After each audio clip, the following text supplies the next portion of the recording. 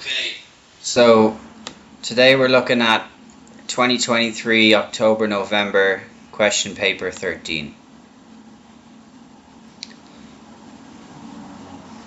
So we start at the bottom. What is measured in the secondary income balance of a country's current account on the balance of payments? Correct answer here would be net contributions to international and regional organizations. So secondary income balance includes things like aid that's passed between governments, etc. Workers' remittances, which is income that's sent from workers living abroad, etc. But that's also included, or components of that are included in the primary income balance account also. So it's all available on your slides for current account balance of payments unit 6. Net exports of goods and services, that's balance of trade in goods and services. Net foreign investment flows and net inflow of income from factors of production abroad, they're both relating to the primary income balance. So take a look at current account balance of payments again. Charities, gift payments, etc. and aid between governments is all the secondary. So that would cover international and regional organizations. Okay, question 29. A country's foreign exchange rate appreciates significantly. Which group in the country will benefit directly from this change? Okay, so what happens when we have an appreciation? If we just put it over here before we're looking at A to D, you've probably seen in my other videos we get a lot of questions on depreciation. So for appreciation in terms of exports, so this is from the perspective of the country we're living in. Okay, prices go up for exports, so total revenue for exports goes down, assuming that it's elastic, and for imports prices go down and total expenditure on imports will therefore go up because they're now cheaper to buy. So in this case, once we know this information, which is the basic info, and we put the same thing if we get a question on depreciation, then we can look at A to D. We can see here government department only buys locally made goods. Well, they're not going to be affected because there's no currency exchange involved. The retailers who get all of their supplies from foreign producers, they're going to benefit the most, or directly benefit, because that's the question, as they'll be able to get the result of these decreased prices in imports. So essentially their cost of production is going down because the price of their raw materials is reducing. Workers in local companies that compete with foreign firms in the local markets, and workers in local companies that only sell. They sell in foreign companies. Their total revenue for the exports is going to go down because the prices have gone up. So they will not benefit. They will actually be negatively affected by it. And workers in local companies that compete with foreign firms in the local market, again, they're in the local market. So there's no exporting or importing involved, so they won't benefit directly from it. Only those who are importing goods will.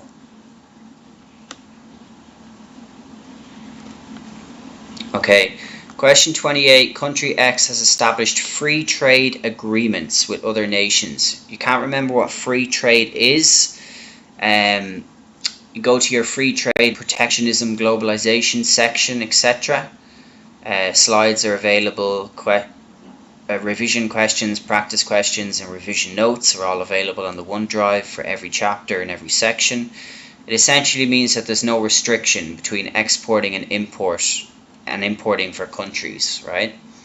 So in this case, what would be the intended benefit of such agreements? So one of the things that we can benefit is increased labour shortages. First of all, get rid of that. A labour shortage is not a benefit. So a labour shortage is actually it's a negative thing. It means we don't have enough labour available. Increased tariff revenue, protection from low wage competition. It's not going to protect us from low wage competition. It's not going to increase our tariff revenue because we will be lifting the protectionism measures put in place on imports, so tariffs, quotas, embargoes, etc.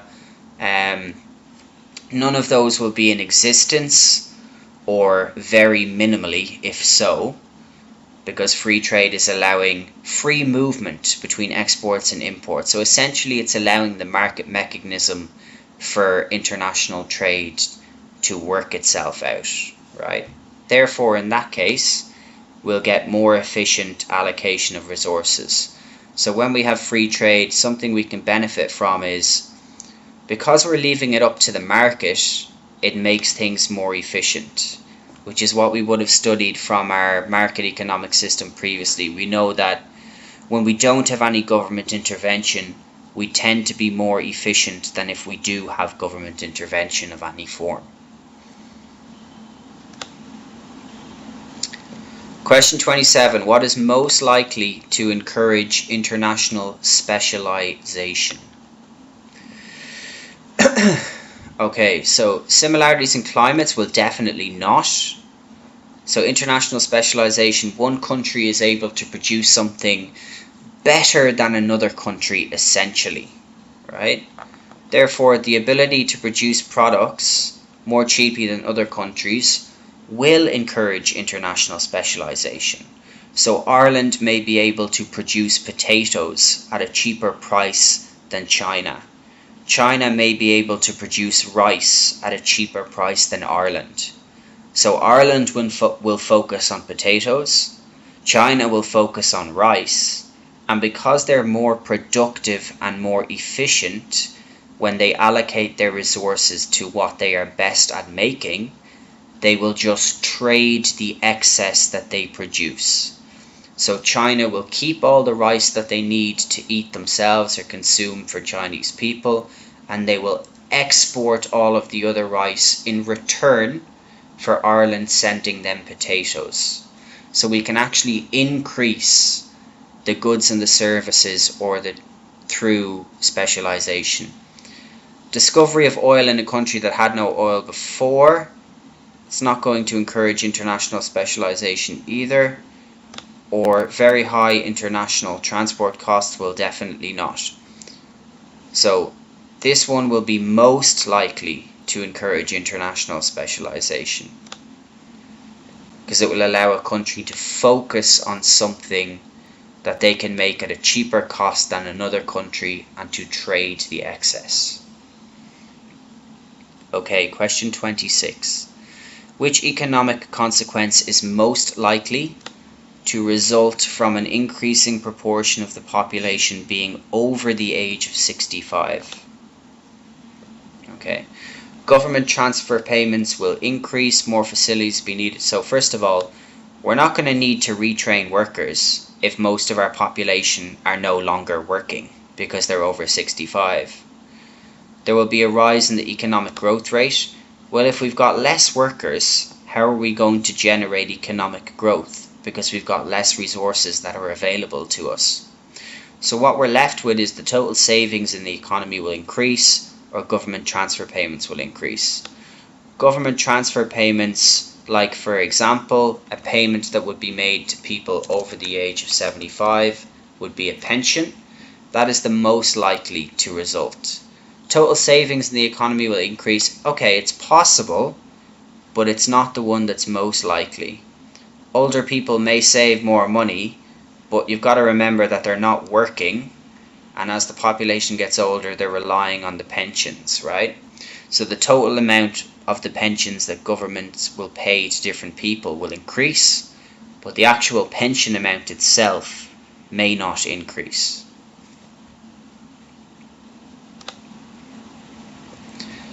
(25) What combination would be most likely to increase the population of a country? So first of all, let's go through this. Birth rates. Well, what are we going to be looking for here? We're going to be looking for more people to be born. So we're going to want a high birth rate. Debt rates, we're definitely going to want a low debt rate because we want less people to die in order for our population to grow. And net immigration, if you can't remember, we've done this in class a million times. Immigration, people coming in. So net immigration means we've got more people coming in rather than going out. Net emigration would be people going out. So birth rates high, debt rates low, and positive net immigration. We've got more people being born, we've got less people dying, and we've got more people coming into the country rather than leaving it. Okay, so positive net immigration means that more people are coming in. That would be the most likely to increase population of a country. Question 24. The table shows some economic indicators. Which increase in the first indicator is most likely to lead to an increase in the second indicator? Okay, so again, there may be some ones that will lead to an increase in the second indicator, or possibly will in certain circumstances, but we're looking for the one that is most likely. Okay, and in this case, a budget surplus, would that lead to more consumer spending? So let's answer what a budget surplus is first. A budget surplus means that the government is collecting more money than they are spending. Will that necessarily lead to more consumer saving? Not necessarily.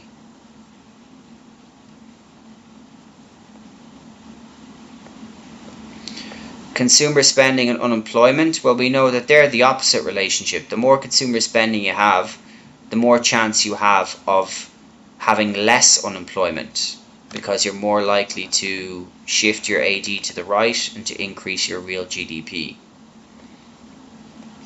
Inflation and trade surplus. So inflation, rise in the price of goods and services is increasing. Trade surplus, we're exporting more than we're importing. Inflation is likely to make prices more expensive in our own country, which will likely reduce the amount of goods that we can export. So it won't be that one. Might result in a trade deficit. Productivity. If people become more productive, are we likely to have an increase in living standards? Sure. Because if our productivity increases, we're going to be making more goods and services, which means that our GDP should increase.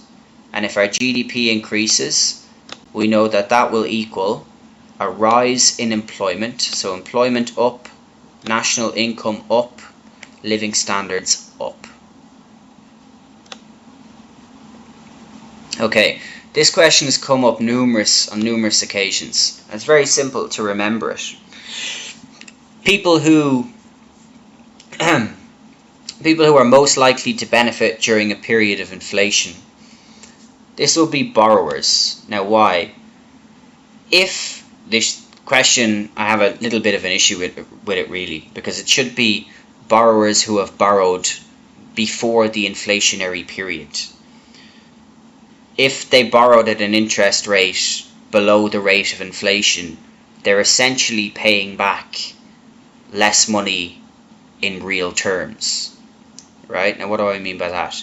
I mean that the inflation rate is increasing, so the price of goods and services is continually increasing, but they get to pay back less because they borrowed at a fixed interest rate. People who hold cash, people who have a fixed income, or the lenders, they will all not benefit from a period of inflation. The lenders won't benefit because the value of money is being reduced and they're getting paid back less money than inflation. So if they lend money to people at 2% interest and it's a 1-year loan, they'll get whatever, 102% of the money they lended to people back. But if inflation was 3%, even with all the interest paid, their money will still be less than the value of the money they provided as a loan at the initial time.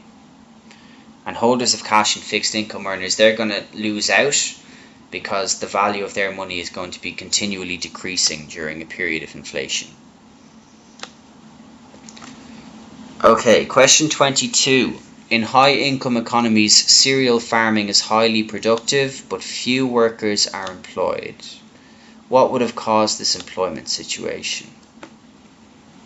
Okay. Fall in world demand for cereals. Okay, it's quite possible, but we'll come back to it. A lack of capital equipment. Well, they wouldn't be highly productive if they had a lack of capital equipment.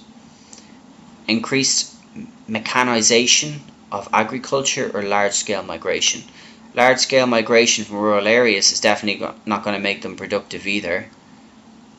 The one that's most likely to have caused this employment situation is increased mechanization of agriculture, and we just apply our common sense in those circumstances.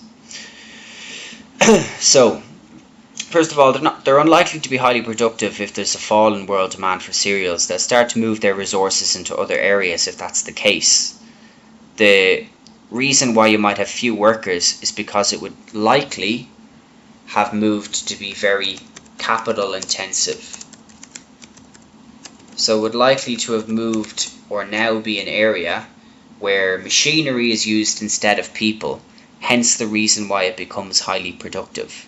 So you only need a few workers to look after the machines or to do jobs that the machines can't do. And through increasing the capital nature of the industry, we make it more productive.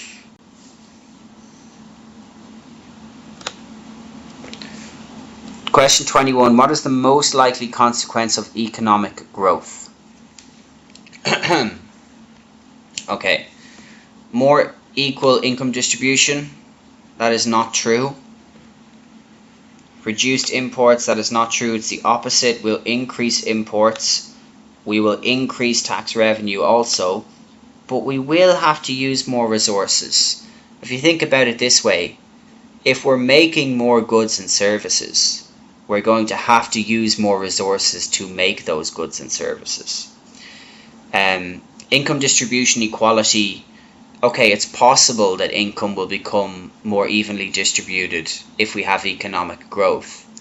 But it's also highly probable that income distribution will become more unequal as we grow, especially if that growth is very quick and rapid. It can result in income being distributed even more unevenly as the country continues to develop. But one thing that definitely has to happen, therefore is the most likely, is we have to use more resources. Okay, question 20. What is a supply side policy measure?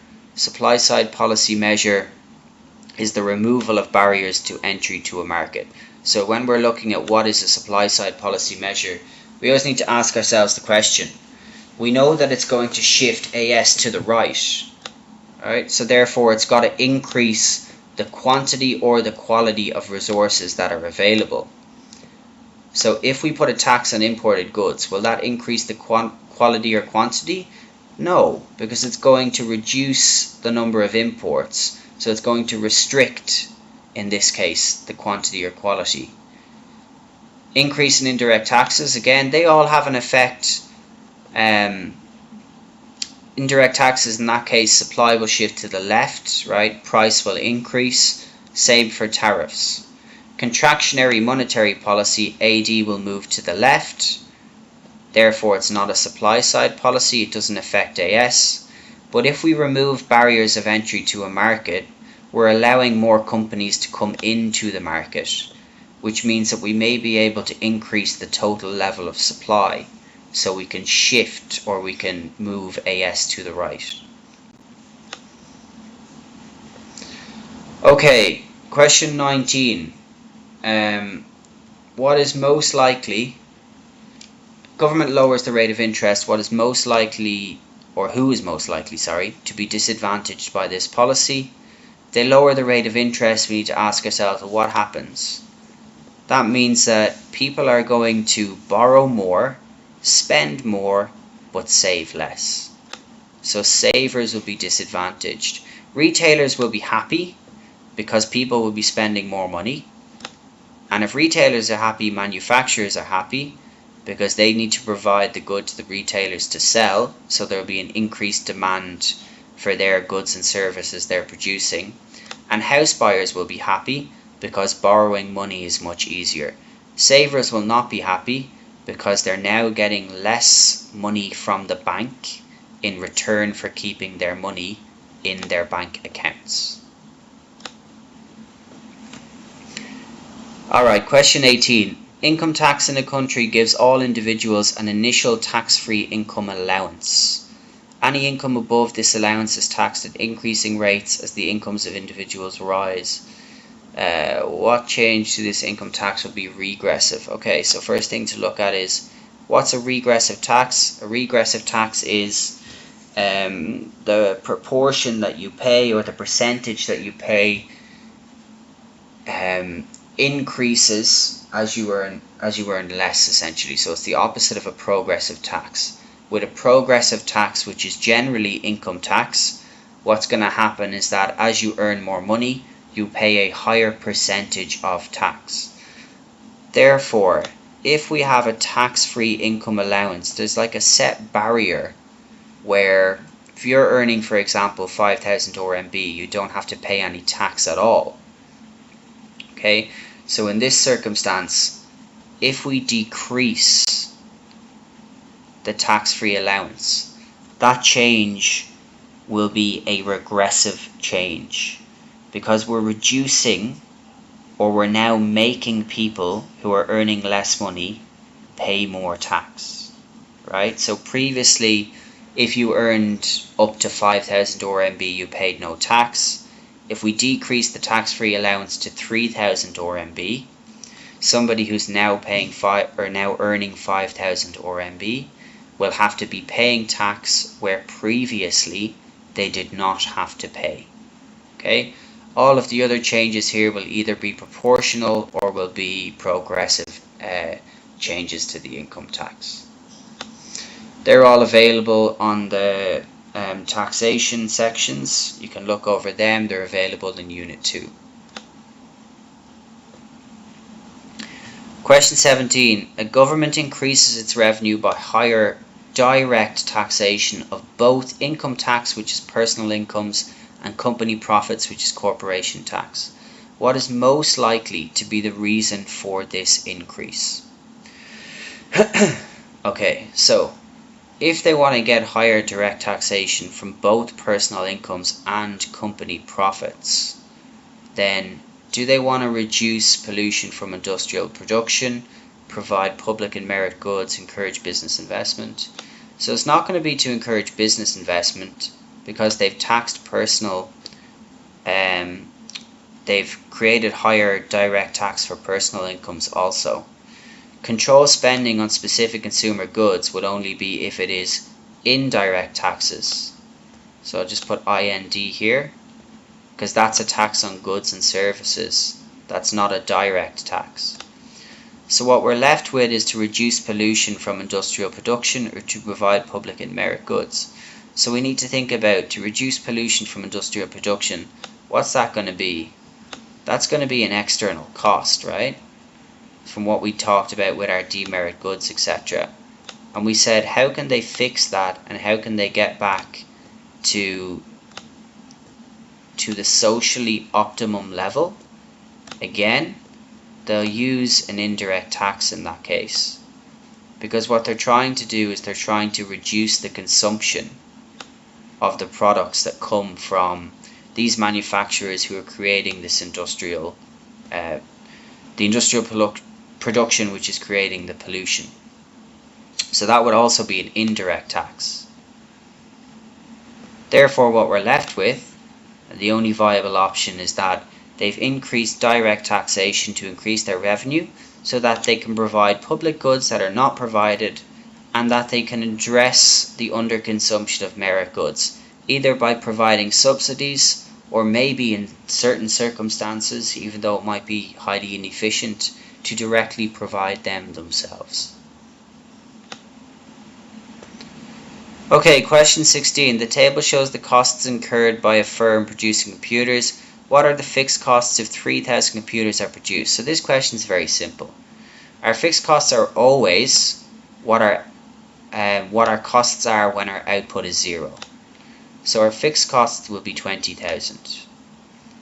Everything else, as output continues to increase, so continues to go down here, these are all our variable costs of production, and they're all going to vary at different levels of output as well.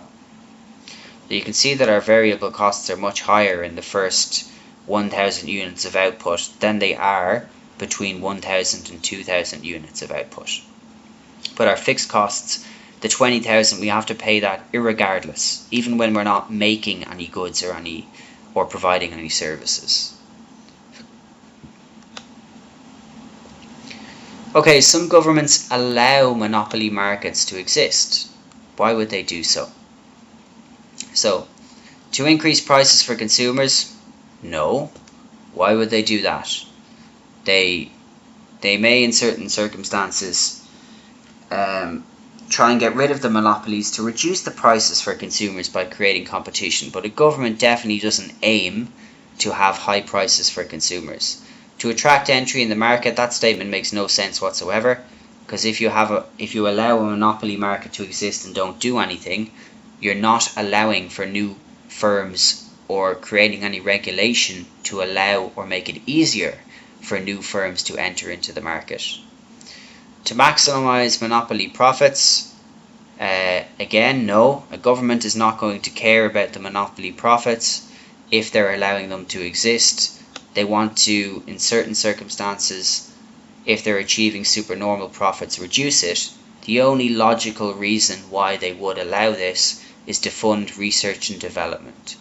So you can look over, if you forget the term, the cases of the natural monopolies in your slides, which are the existence of those monopolies that in certain circumstances they may allow them to exist, and that's because they can provide research and development, or it's because they're not taking advantage of or exploiting consumers, etc., through high prices, etc. Okay, question 14. So what is the most likely goal of a state-owned enterprise providing health services? So remember, what's the goal of the state? The goal of the state is to look after the people, right? So clearly, survival may be one, but unlikely. Sales revenue, no, because they're not searching for profit. That's private sector, not SOEs. Public satisfaction is their most likely goal, because the whole goal of the government in the first place is to provide access for goods and services for people and to look after people in terms of healthcare, education, etc., providing them with opportunities. Profit would be private sector, and survival, that's going to be a goal of a private sector firm also. Okay, question 13. Many small energy providers have closed down due to rising costs.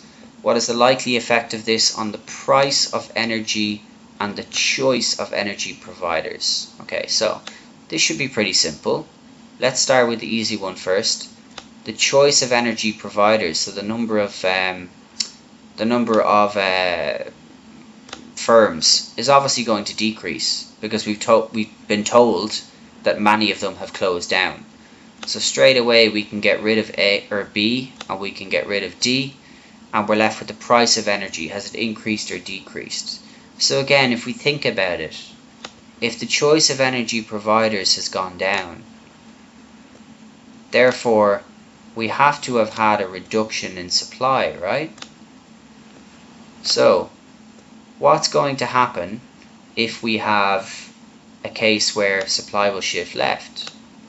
And you can see by drawing a simple demand and supply diagram, the price will go up. It will be here from previously being here. So our correct answer should be C. And it makes sense. With less providers in the market, there's less competition, so the price will increase, assuming there is no government intervention. And we know the supply is shifted left because there's less suppliers available on the market to choose from. Okay, 2008-2009, the central bank of developed country reduced interest rates from 5% to 0.5 per year to stimulate the economy. How would this policy have affected the amount saved and the cost of borrowing? So we go through the amount saved first. If the interest rate goes down, that means that when you keep your money in the bank account, the bank used to previously pay you 5% of the amount of money you have saved every year for keeping it there. They're now only paying you 0.5%. So obviously, the amount that's saved is going to go down. Right? Why is it going to go down? Because we're receiving less money for keeping our money in the bank. So people are going to move it out of the bank and they're going to move it into other areas. The cost of borrowing is, they're trying to trick you out really. Will the total amount of borrowing go up or down? The total amount of borrowing will go up, but the cost of borrowing goes down. Because the cost of borrowing is the interest rate that you're paying. So for taking a loan, you used to have to pay the bank an extra 5% on the value of the loan every year. You now only have to pay them 0.5% per year extra. Okay, function of money, question 11. Not going to spend too long on this. Again, look at your money and banking slides, revision notes and practice questions. Like I've told you in other videos, functions and characteristics of money are something that you're just going to have to learn, right? There's a list of them. Go to the slides, learn them. You'll never get any of these questions wrong. So in this case, what is a measure of value? I think we had a question very similar to this before in 2023 also. Its measure of value allows you to compare the worth of different goods. Okay, question 10. When the price of a good is $10, the quantity demanded is 100 units per day, what combination of price change and PED will cause the largest increase in quantity demanded?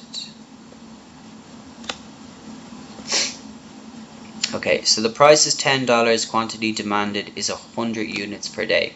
So if you want to, you can calculate this yourself, right? Now we're looking for what will cause the largest increase or plus in quantity demanded. So when we're looking for an increase in quantity demanded, we know that the price has to go down. Because if the price goes up, so C and D, which will rise to $11 per unit. Oh, apologies, let me just mark that off. That means that the quantity demanded will go down, because the relationship between price and quantity demanded is inverse, plus minus. When one goes up, the other goes down, and when one goes down, the other goes up. So price has to fall in order for the quantity demanded to have the largest increase. Now, in this case, we've got an inelastic PED and an elastic PED. The one that will have the biggest increase will be the elastic. If the price, in this case, reduces by 1, that's a 10% change. Because our PED is 1.2, that allows us to know that our quantity demanded is going to change by 12%. Right? Because 12 over 10 gives you 1.2. So that means therefore we can figure out that we're going to have a quantity demanded of 112 for B. Whereas if our PED is 0.8, that means that our quantity demanded has to change by 8%, which will give us 8 over 10, just to show, so we know it's correct, will give us a PED of 0.8. and will give us a total quantity or new quantity demanded of 108. So once we know our formula for PED, we can calculate that it's B. Okay, question 9. In a market there's a surplus. So remember that surplus is excess supply. What change would cause the market to come to an equilibrium? So if we know our diagram for a surplus, this should be very easy. I can draw it very simply here for us. We'll do a demand and a supply diagram. We have our initial price, and then I'm just going to put PS for price surplus. Okay, so excess supply is up here. We've now had a significant, from equilibrium, a significant contraction in demand and a significant extension in supply. So this area in here is our surplus that I'm shading. Therefore, what's going to happen? If we're now here, how can we get back to equilibrium? Well, we can see it from the graph. The price is going to have to come back down into where we started with P. So we're going to have a fall in the price for us to get back into the equilibrium point that we started at. Okay, question 8. What does the movement from X to Y show? So from X to Y, what do we see? Anything that says an increase in quantity demanded, we can immediately take out. Why? Because we can see that quantity here has moved to the left, which is a decrease. So is it due to an increase in price, or is it due to changes in the conditions of demand? So just remember that when they mention in the exam conditions of demand, they're talking about, if I can just put it in here, shifts, right? And clearly we can see that there is no shift in demand because we don't have a second demand curve here. So the contraction or decrease in quantity demanded has been caused by the increase in price. And we can see that on our curve. They show us P1 and P2.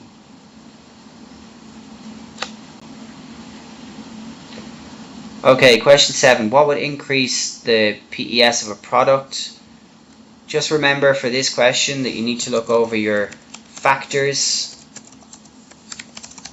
affecting PES. Okay, they're available on the PES slides for Unit 2. One of those factors is an increase in the time a product can be stored. Okay, so the availability and ease of storage is one of the factors that can increase the PES. And in that PES chapter, you'll see those slides. There's a list of those factors that affect PES, storage time, or availability of storage, time period, etc. They're all listed out on those slides. Close substitutes, that's a factor that affects demand, increase in cost of inputs, increase in the firm's profits. Both of those are not going to allow us to make our PES more elastic. Okay, question 6. What would cause the supply curve for an agricultural product to shift to the right? So what are we looking for? We're looking for, again, factors that affect supply, so cost of production, etc. And we're looking for price to go down, right? Increase in cost of production? No, because that would move supply to the left. Increase in the price of substitutes, that's a factor that affects demand, not supply. Again, look at your demand chapter. Increase in the price of the good, that will cause an extension or a contraction, not a shift. Increase in the productivity of farms will shift the supply curve to the right, because we will be able to make more with the same amount of resources that are currently available. We've just got better at doing it. Okay, what is it?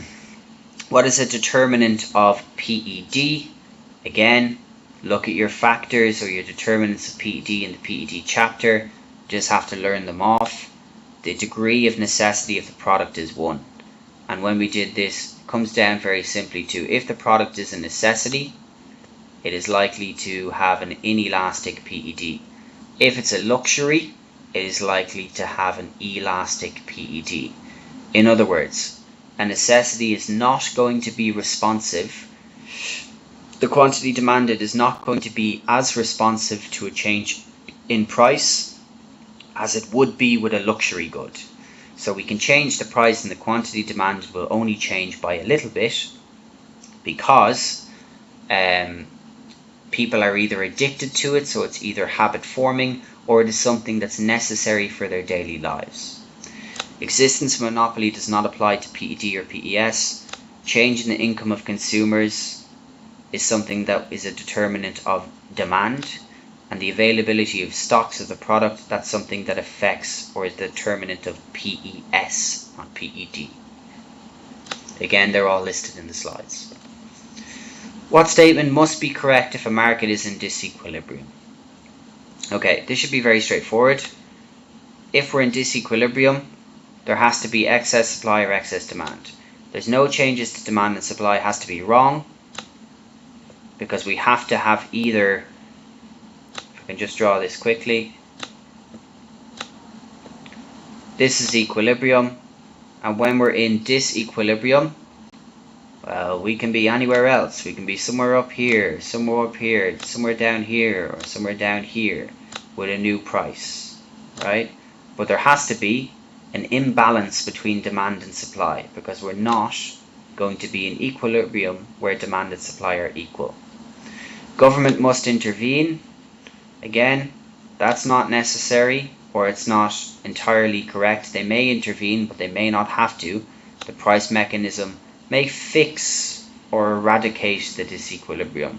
And quantity demanded and quantity supplied are equal. That's not true. They're only equal, like in here on the curve, when we're in equilibrium, not disequilibrium. Okay, what type of factor of production is a railway track? A railway track is capital. So remember, land, natural resources, labor, people, enterprise, skills, knowledge and experience of those people. Capital, something that we use to make something else or to be productive. The capital is the equipment or the machinery that we need to make our particular good or service. Question 2. We've got a PPC curve again, and we've moved from X to Y. Okay, what is the most likely reason for this change? Firms have decided to increase investment in technology. No, we can rule that out straight away. If they did, we may have a shift. So it may look something like this, but straighter with the line, because we would be increasing the quantity or quality of resources. If new economic resources are discovered, again, that would cause a shift. So the same as A. Government has brought about an increase in living standards, or they've encouraged long-term economic growth. Long-term economic growth, we would shift, and we would then move, if it was actual economic growth, to a new point on the new line to show that we can now make more resources with the same goods and services. Consumer goods are associated with living standards, and that's very important. I've talked about that in class on numerous occasions, and I've said to you guys that when you get a question in the exam, if you see living standards, you associate it with consumer goods straight away. Okay? Capital goods are the ones that allow us to achieve the long-term economic growth. So if we moved from Y to X, we may in the short term have a decrease in living standards because we would have less consumer goods, but in the long term we would be able to shift our PPC curve outwards and bring about more actual and potential economic growth. But when we move to consumer goods, living standards will increase, because they are what provides living standards for people. It's what they're buying. Okay, and finally, question 1. This has been a long one. Consumer has $10 to spend, a meal costs $9 and drinks cost $5. What would describe the situation if they did not have enough money to purchase both? Very simple. That would be the economic problem. They have unlimited wants, but limited resources. Creating a choice and involving an opportunity cost, showing scarcity. Okay, market failure, no. Free goods, nope. There's factors of production involved, because we know there's money and goods and services available. And excess demand, no. So economic problem for question 1.